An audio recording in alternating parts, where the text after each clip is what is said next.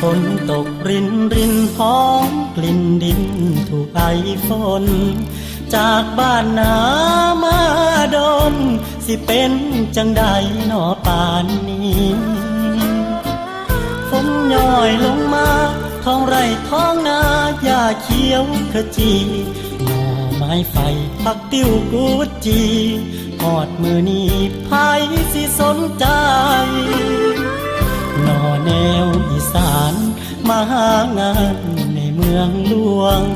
เสียงโชคเดินตามดวงเหมือนแมงระงำบินต่ำแสงไฟบางก็โชคดี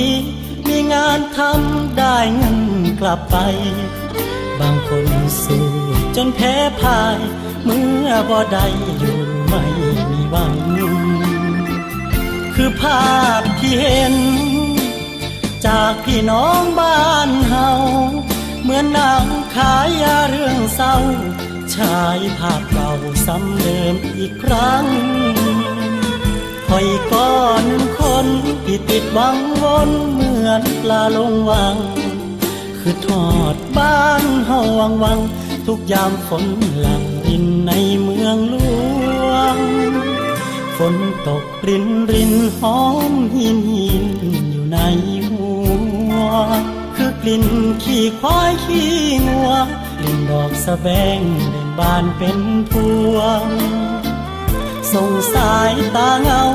ผ่านม่านฝนโค้งฟ้าเมืองหลวงฝากใจกลับไปถามทวงคิดฮอดใครบ่อีพ่ออีแม่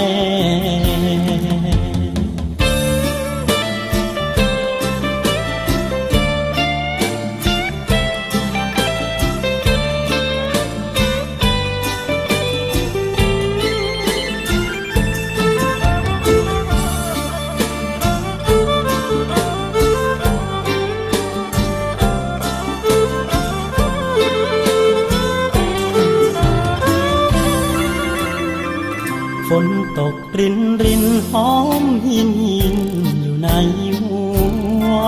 คือกลิ่นขี้ควายขี้งัวกลิ่นดอกสะแบงเบ่งบานเป็นพวงส่งสายตาเงาผ่านม่านฝน